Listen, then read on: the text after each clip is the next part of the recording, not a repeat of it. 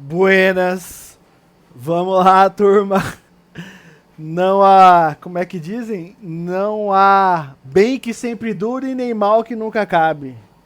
Então, do mesmo jeito que tem período de ferro, tem período de forra. E esse vídeo é para falar do período de forra, do período bom. Então, como eu já falei em vídeos anteriores, nos últimos 3 anos eu toquei um time, esse é o gráfico da minha carreira. Se a gente for pegar a minha época do time, foi de julho de 2019 até agorinha.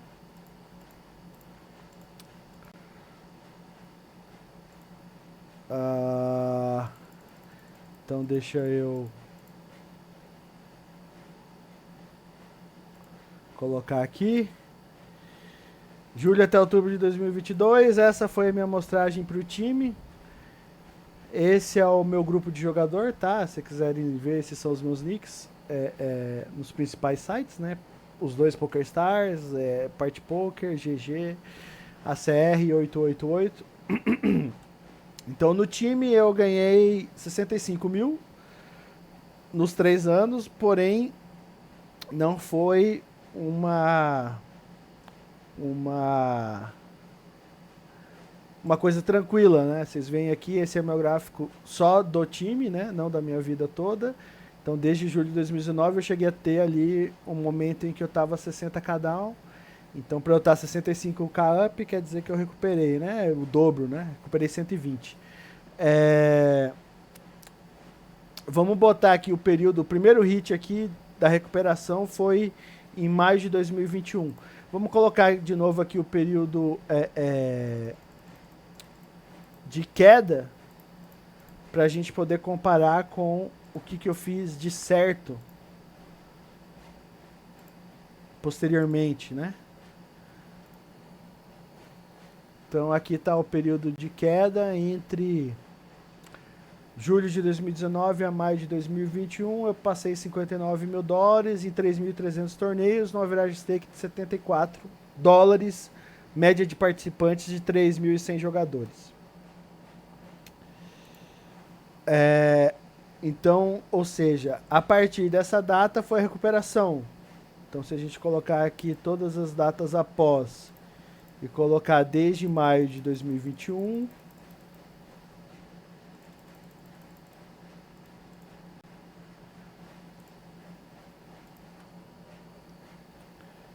a gente tem o período de forra, que é o período em que a gente vai se concentrar agora.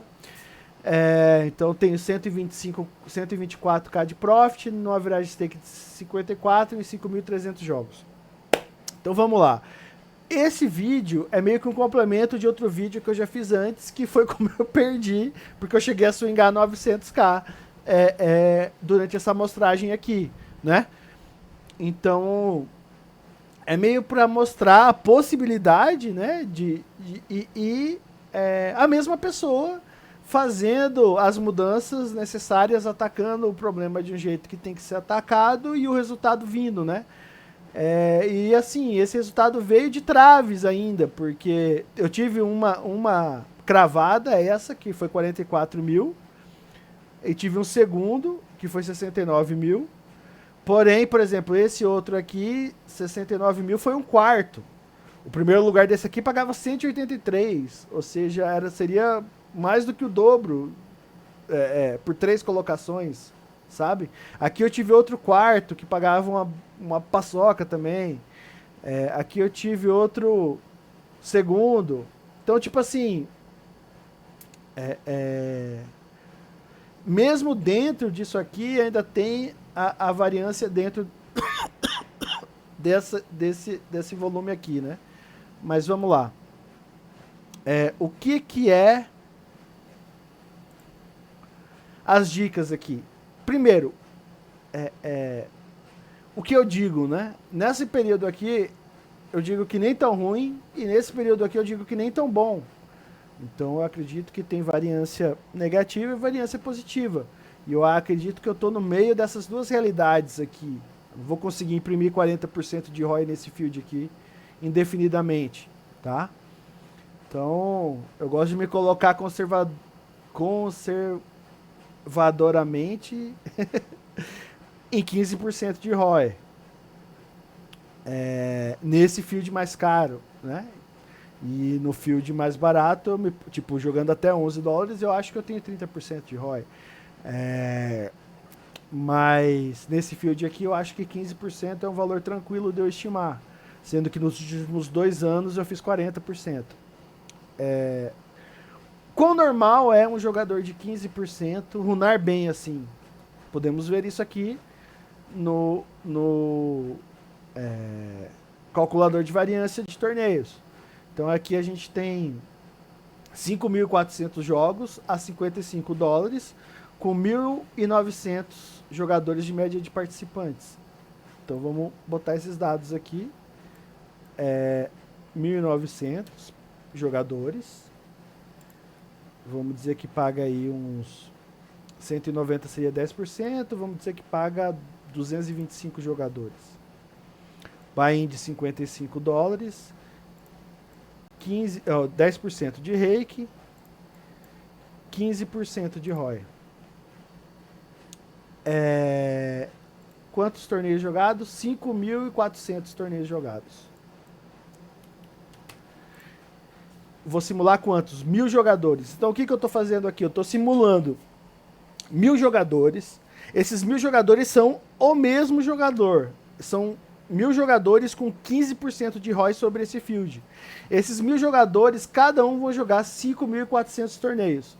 E aí eu vou simular a diferença desses jogadores somente em variância, tá? Somente o cooler que foi pro lado errado, o flip que não bateu, a semi que deu ruim por um motivo, só variância. Então vamos calcular isso aqui. E aí o que acontece? O jogador mais sortudo, um jogador com 15% de ROI, tá? O mais sortudo com 15% de ROI teria ganho mais de $200 mil.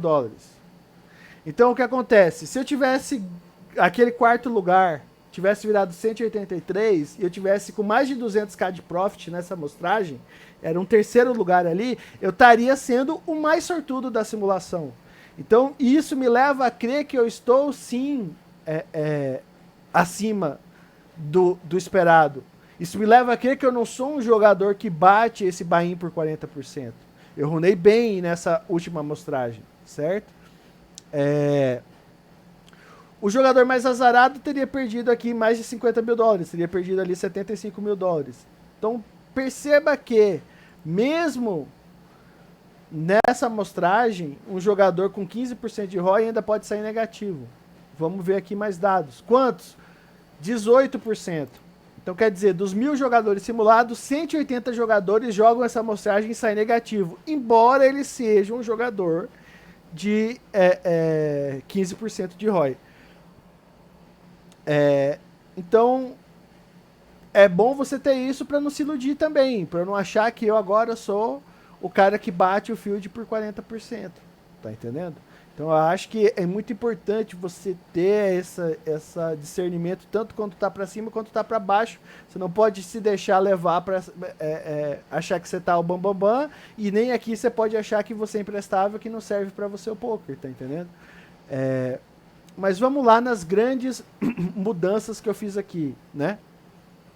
Então, uma primeira grande mudança, média de participantes, tá? Veja só, eu vou fazer essa mesma simulação que eu acabei de fazer, só que em vez de 1.900 jogadores, que foi o que eu joguei, eu vou botar 3.100 jogadores.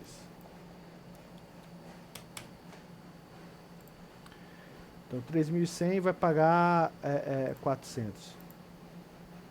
Então eu só mudei o número de jogador, tá? Lembra aqui, ó, antes de eu apertar calcular, lembra, 18% de risco de perca. O que mais perde 75 mil. O que mais ganha 200 mil. Clica Calculate. O que mais ganha 250 mil. O que mais perde mais de 100 mil agora. E a chance de perca é 24. Ou seja, em vez de 18, é 24. 60 e poucos jogadores a mais dos 1.000 simulados acabam essa amostragem perdendo. Só porque aumentou o número de jogadores do field. Só por isso. Só porque para você ganhar jogador de field, só para você ganhar torneio de field grande, você precisa segurar mais flip, runar mais bem, pegar mais cooler de medida certa. Então aqui já é um ponto, tá?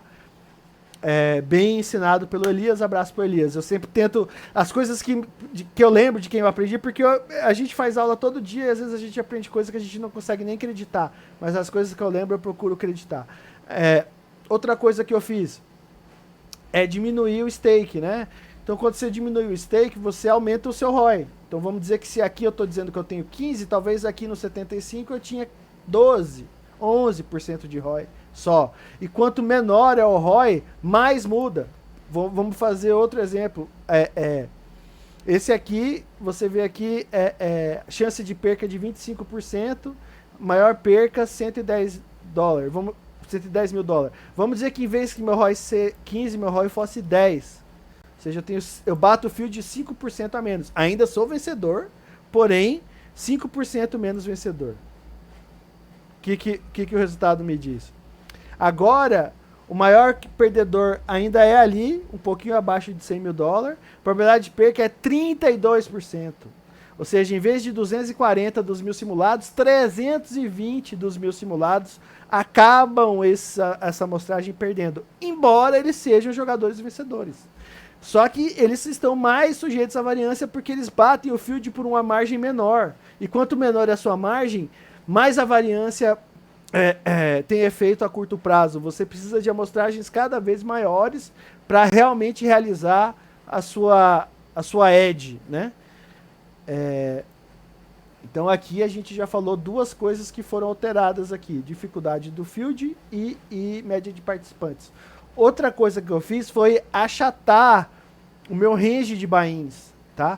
Então, enquanto aqui eu jogava torneio de 22 a 530 dólares, aqui eu passei a jogar torneios de 33 a 109 dólares. E assim, muitos poucos, de 150 eu jogava de GG Masters também. E ocasionalmente um 200. Tipo, tinha um 210 do GG, 5 milhões garantido. Jogava. 265 milhões garantido do ACR. Jogava. Mas, na sua grande maioria, achatar o range de buy-ins ali. Certo? Outra coisa que eu fiz, tá? Então, voltando aqui ao meu gráfico total, né? Então, a gente está falando aqui, ó. Desse retorno aqui, depois dessa perca, que foi esse aqui, né? Depois dessa perca aqui, esse retorno. Então o que aconteceu? Aqui foi o começo, aqui foi o meio de 2021. Então desde todo o ano de 2020, como eu já falei no vídeo anterior, eu era sozinho cuidando de um time de 70 jogadores. Então, foi uma burrice minha querer jogar torneios caros, de field difícil e gerenciar time, abraçar o mundo, tá entendendo? Então, obviamente, aqui, conforme o time foi indo bem, eu comecei a me munir de mais pessoas. Contratei um financeiro, contratei um gerente, chamei parceiros para a sociedade, para cuidar da parte técnica do time, e fui cada vez me liberando. Sendo assim, me dando mais foco pro game. Tá entendendo? Porque se eu tô disposto a registrar e gastar tanta grana assim em Bahia, nesse período aqui eu gastei 293 mil dólares de inscrição, certo? Então se eu tô disposto a gastar isso aqui de inscrição, eu tenho que gastar isso aqui com a expectativa o mais positiva possível. Eu não posso registrar cansado, porque eu fiz chamada com 5 jogadores antes de registrar, porque eu tive que fazer 4 pagamentos de não sei o que, porque eu tive que auditar jogador. Então, era um tiro no pé isso. E aprendi depois de ter perdido. Se eu tivesse sido inteligente, eu não teria me submetido a isso. Então, essa foi outra grande mudança. Jogar focado. E a outra coisa é o efeito composto, né? Então, deixa eu abrir um bloco de notas aqui. Só para anotar. Então, ó. Diminuir Média de participantes.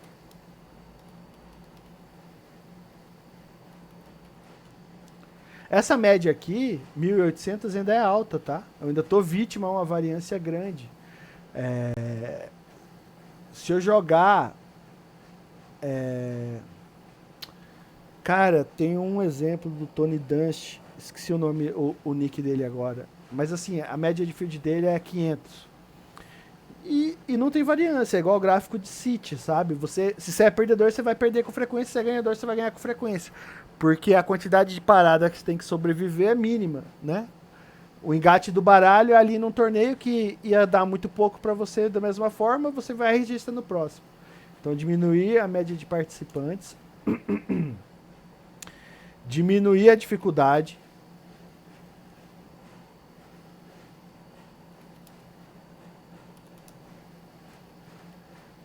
Então tudo isso faz parte de seleção de jogos, né? Então isso normalmente se você faz diminuindo o buy-in. Só que não necessariamente, às vezes tem torneio do mesmo buy-in, só que em outro lugar que é mais fácil, tá entendendo? Achatar o range de buy-ins. Então como eu falei, quando eu swinguei os 900 mil, tava jogando torneio de $20 e tava jogando torneio de R$20 mil. Então, o seu gráfico ficou uma zona num range tão grande assim. Então você achatar o seu range de buy-ins, a sua realização de ROI é rápida, você tem um feedback muito mais rápido do que está acontecendo, se você realmente está perdendo ou runando mal. Tá entendendo? Então, na verdade, tudo isso aqui eu colocaria aqui em seleção de jogos, tá?